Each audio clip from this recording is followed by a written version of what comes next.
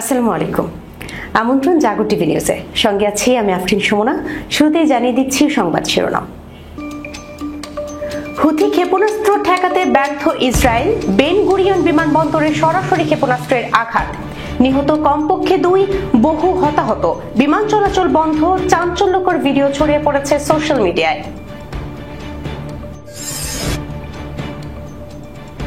আবারও ভারতের রাফায়েলের বহরকে পিছু হটালো পাকিস্তান 40-50টি যুদ্ধ বিমান।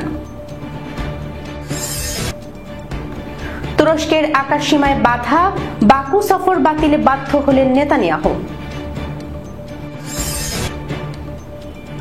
ভারতের হামলা আসন্ন, পরমাণু হামলায় প্রস্তুত পাকিস্তান, আরো যা বললেন রাশিয়ায় নিযুক্ত পাকিস্তানের রাষ্ট্রদূত। ভারতের সেনা বিমান বাহিনীর তথ্য পাকিস্তানে পাচার, গ্রেফতার 2। পাকিস্তানের মিসাইলের সামনে দাঁড়াতে রাশিয়ায় ইগলা-এস মিসাইল নতুনভাবে নিজেদের বহরে যুক্ত করল ভারত। দর্শক, শিরোনাম শুনছিলেন, এবার জানিয়ে দিচ্ছি বিস্তারিত। হুথি ক্ষেপণাস্ত্র ঠেকাতে ব্যর্থ ইসরায়েল, বেন গুরিয়ন বিমানবন্দরে সরাসরি ক্ষেপণাস্ত্রের আঘাত, বহু হতাহত, বিমান চলাচল বন্ধ। তেল আবিবে দখলদার ইসরায়েলের প্রধান আন্তর্জাতিক বিমানবন্দর বেন গুরিয়ন আজ ইয়েমেনি প্রতিরোধ বাহিনীর ক্ষেপণাস্ত্র হামলার লক্ষ্যবস্তুতে পরিণত হয়েছে। এতে অন্তত 2 জন ইসরায়েলি সেনা নিহত এবং বেশ কয়েকজন আহত হয়েছেন। অন্যদিকে বিমানবন্দরের সব ফ্লাইট স্থগিত করা হয়েছে। এই হামলা মধ্যপ্রাচ্যের যুদ্ধ পরিস্থিতিতে এক নতুন মোড়ের ইঙ্গিত দিচ্ছে। হামলার পর ইসরায়েলি গণমাধ্যমে প্রকাশিত ফুটেজে দেখা গেছে বেন গুরিয়নে হামলার পর মাটিতে কয়েক মিটার গভীর গর্ত তৈরি করেছে। রোববার ইসরায়েলি সূত্র ও সামাজিক যোগাযোগ মাধ্যমে ছড়িয়ে পড়া ভিডিও প্রমাণ সহ হামলার তথ্য নিশ্চিত করেছে টাইম অফ ইসরায়েল। হুথির নজিরবিহীন হামলার সবশেষ খবর জানাচ্ছেন সিদ্দিকুর রহমান।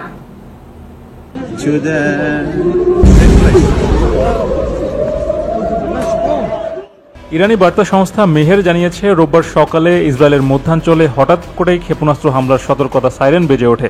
কিছুক্ষণের মধ্যেই জানা যায় ইয়েমেন থেকে ছোড়া ক্ষেপণাস্ত্রগুলো মধ্যে একটি দখলকৃত তেল আবিবের বেন গুরিয়ন বিমানবন্দরের কাছেই আঘাত এনেছে।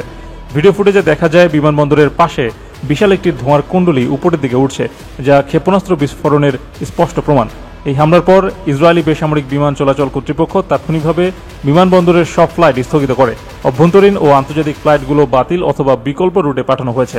এমন একটি কৌশলগত স্থাপনায় হামলা ইসরায়েলের নিরাপত্তা ব্যবস্থার জন্য এক বিশাল চ্যালেঞ্জ। এদিকে ইসরায়েলি প্রতিরক্ষা বাহিনী নিশ্চিত করেছে যে তারা বেন গুরিয়ন বিমানবন্দর এলাকায় আঘাত হানা ইয়েমেনি ব্যালিস্টিক ক্ষেপণাস্ত্রটি প্রতিহত করতে ব্যর্থ হয়েছে। টাইমস অব ইসরায়েলের খবর অনুযায়ী সামরিক বাহিনী জানিয়েছে তারা ইয়েমেন থেকে ছোড়া ক্ষেপণাস্ত্রটি প্রতিহত করার বেশ কয়েকটি প্রচেষ্টা চালিয়েছে, তবে সেটি প্রতিহত করতে ব্যর্থ হয়েছে।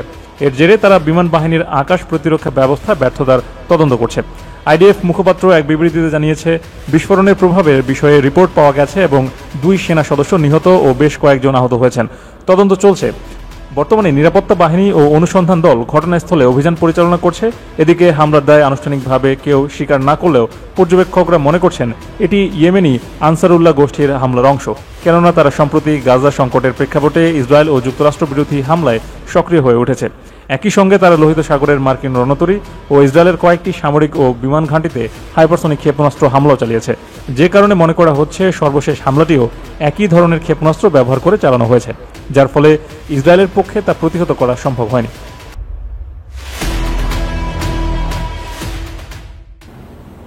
কাশ্মীরের পেহেলগাঁওয়ে হামলার জেরে পারমাণবিক শক্তিধর 2 প্রতিবেশী ভারত ও পাকিস্তানের মধ্যে কূটনৈতিক ও সামরিক উত্তেজনা ক্রমশ বাড়ছে।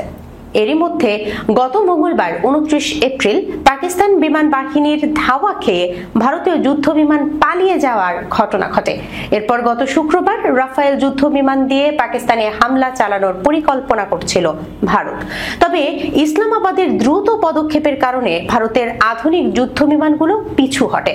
পাকিস্তানের 40-50টি যুদ্ধ বিমানের ভয়েই পিছু হটে ভারতীয় যুদ্ধ বিমানের বহর। সূত্রের বরাত দিয়ে রোববার 4 মে এক প্রতিবেদনে এ তথ্য জানিয়েছে পাকিস্তানি সংবাদ মাধ্যম জিও নিউজ।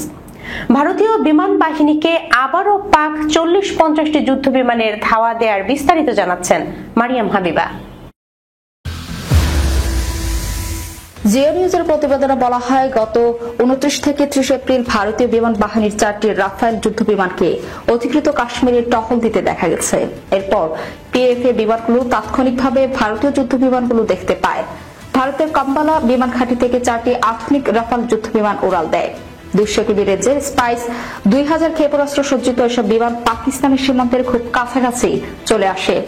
যদিও সরাসরি সীমান্ত অতিক্রম করেনি, তবে এই পরিস্থিতিকে শত্রুতামূলক আচরণ হিসেবে দেখেছে পাকিস্তান, কারণ এমন দূরত্ব থেকেও রাফাল বিমান পাকিস্তানে হামলা চালাতে পারত। পাকিস্তান সঙ্গে সঙ্গে তার J-10C যুদ্ধ বিমান পাঠায়, যা 230 কিমি দূরত্বে লক্ষ্যবস্তুতে আঘাত হানতে সক্ষম। PL-15 ক্ষেপণাস্ত্রে সজ্জিত। একই সঙ্গে পাকিস্তান তাদের ইলেকট্রনিক ওয়ারফেয়ার সিস্টেম চালু করে রাফাল বিমানের রাডার, সেন্সর ও যোগাযোগ ব্যবস্থা জ্যাম করে দেয়, যার ফলে ভারতীয় যুদ্ধ বিমানগুলো নিজেদের মধ্যে এবং ঘাঁটির সঙ্গে সংযোগ হারিয়ে ফেলে। বাধ্য হয়ে তারা শ্রীনগরে জরুরি অবতরণ করে। পাকিস্তান বিমান বাহিনীর কঠোর পদক্ষেপের ফলে ভারতীয় রাফায়েল জেটগুলো আতঙ্কিত হয়ে পড়ে এবং পালিয়ে যেতে বাধ্য হয় বলে পিটিভি নিউজের প্রতিবেদনে বলা হয়। সূত্রগুলো বলছে, এরপর শুক্রবার 2 মে ভারতীয় বিমান বাহিনী পাকিস্তানে অভিযান চালানোর পরিকল্পনা করে, কিন্তু এই বিষয়ে গোয়েন্দা তথ্য পাওয়ার সঙ্গে সঙ্গে পাকিস্তানের আকাশে 40 থেকে 50টি যুদ্ধ বিমান সক্রিয় হয়, যেগুলোর মধ্যে ছিল F-16, J-10C ও JF-17 যুদ্ধ বিমান। পাকিস্তানের এই পদক্ষেপের ফলে ভারতীয় বিমান বাহিনী তাদের পরিকল্পনা ত্যাগ করতে বাধ্য হয়। জিও নিউজ বলছে, শুক্রবার পাকিস্তানের সশস্ত্র বাহিনী, বিশেষ করে PAF, ভারতীয় ওই হামলার পরিকল্পনা ব্যর্থ করতে গুরুত্বপূর্ণ ভূমিকা পালন করে। পাকিস্তানের নিরাপত্তা সূত্রগুলো বলছে, পাহেলগামে হামলার জেরে দুই দেশের মধ্যে উত্তেজনার পর PAF প্রতিনিয়ত ইলেকট্রনিক সাইবার সিস্টেম ব্যবহার, আকাশ প্রতিরক্ষায় সক্রিয় পদক্ষেপ নিচ্ছে। এই ঘটনার মধ্যে দিয়ে আবারও প্রমাণ হলো ইলেকট্রনিক সাইবার ও স্পেস ওয়ারফেয়ারে পাকিস্তান এক ধাপ এগিয়ে। রাফাল যুদ্ধ বিমানে ভরসা করে ভারতে যে আশাবাদী ছিল, তা 2019 সালের মতো এবারও ব্যর্থতায় পর্যবসিত হলো।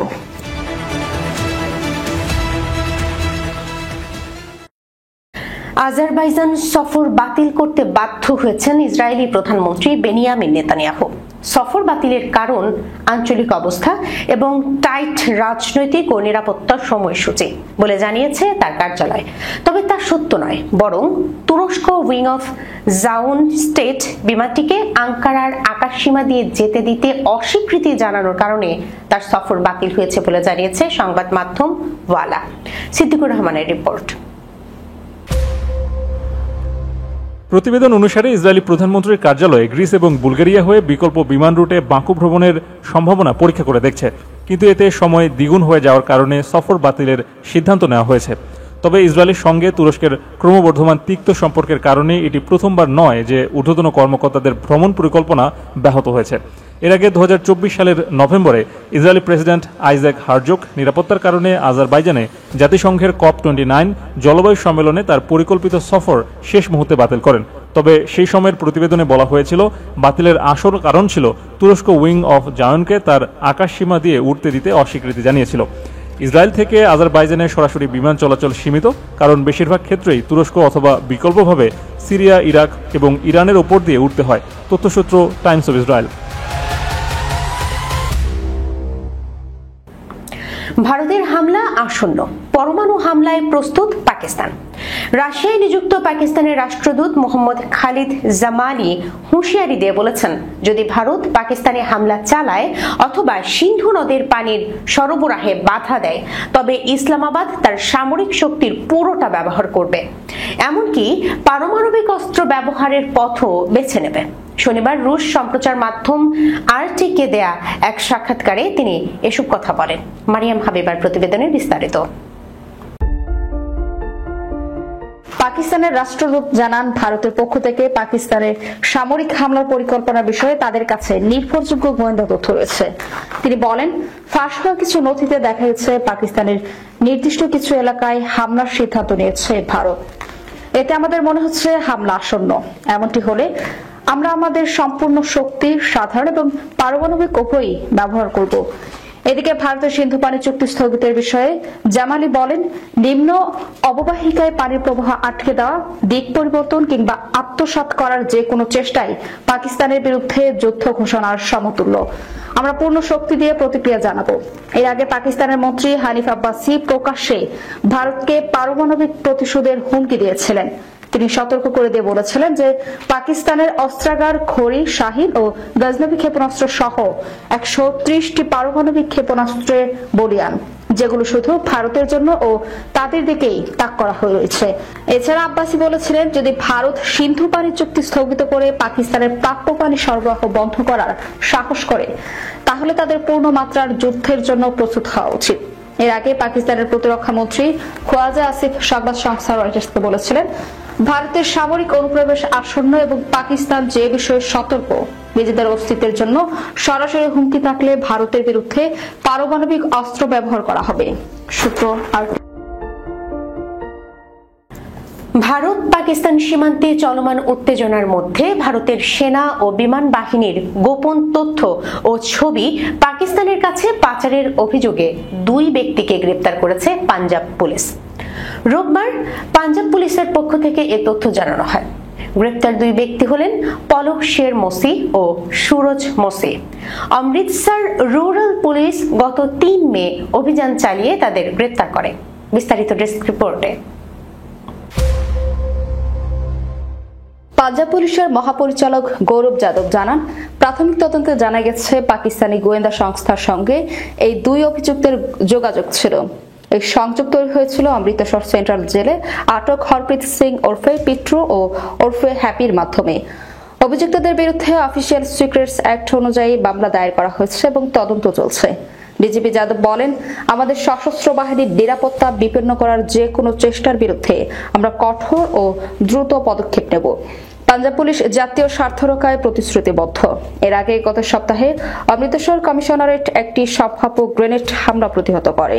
এই হামলার পরিকল্পনার সঙ্গে পাকিস্তানি গোয়েন্দা সংস্থার ISI এর মাদকপ্রস্ত বাব্বর খালসা ইন্টারন্যাশনালের 5 সদস্য যুক্ত ছিল বলে দাবি করা হয়। তারা বিদেশে অবস্থানরত কুখ্যাত গ্যাংস্টার জীবন ফৌজির নির্দেশে কাজ করছিল। গ্রেফতার ব্যক্তিরা হলেন নরেশ কুমার ওরফে বাব্বু, অভিনব ভাগত ওরফে অভি, অজব কুমার ওরফে আজ্জু, সানি কুমার। তারা সবাই অমৃতসরের হরিপুরার বাসিন্দা। এছাড়া 17 বছর বয়সী এক কিশোরকেও গ্রেফতার করা হয়। পুলিশ ঘটনাস্থল থেকে একটি হ্যান্ড গ্রেনেড, একটি বিদেশি পিস্তল ও 5টি কার্তুজ উদ্ধার করে।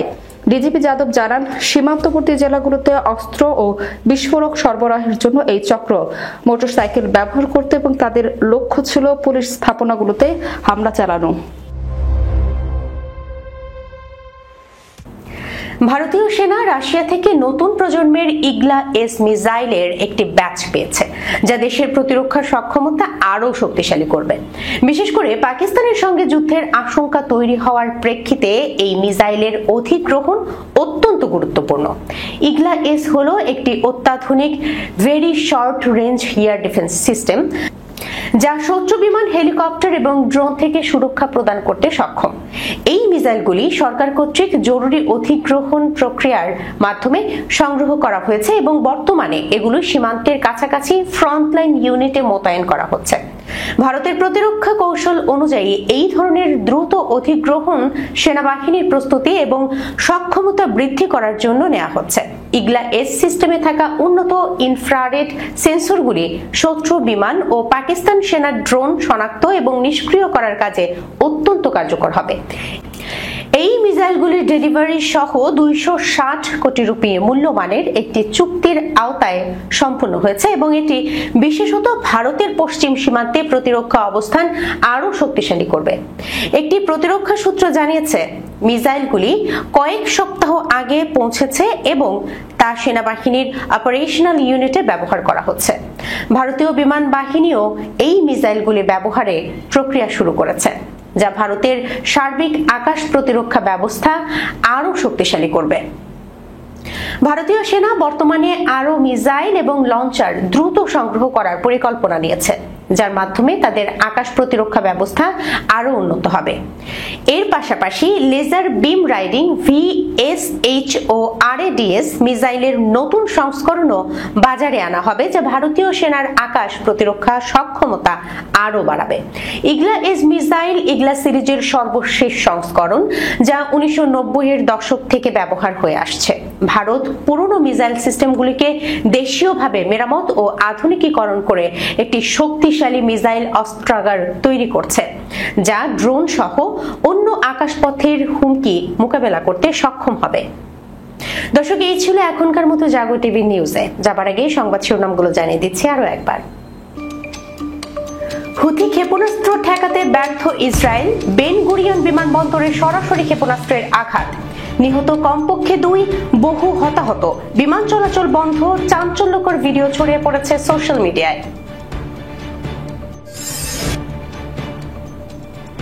আবারও ভারতের রাফায়েলের বহরকে পিছু হটালো পাকিস্তান 40-50টি যুদ্ধ বিমান। তুরস্কের আকাশ সীমায় বাধা, বাকু সফর বাতিলে বাধ্য হলেন নেতানিয়াহু। ভারতের হামলা আসন্ন, পরমাণু হামলায় প্রস্তুত পাকিস্তান, আরো যা বললেন রাশিয়ায় নিযুক্ত পাকিস্তানের রাষ্ট্রদূত। ভারতের সেনা বিমান বাহিনীর তথ্য পাকিস্তানে পাচার, গ্রেফতার 2। পাকিস্তানের মিসাইলের সামনে দাঁড়াতে রাশিয়ার ইগলা-এস মিসাইল নতুনভাবে নিজেদের বহরে যুক্ত করল ভারত। এখনকার মতো এই পর্যন্তই। এতক্ষণ সঙ্গে থাকার জন্য ধন্যবাদ সবাইকে। আল্লাহ হাফেজ।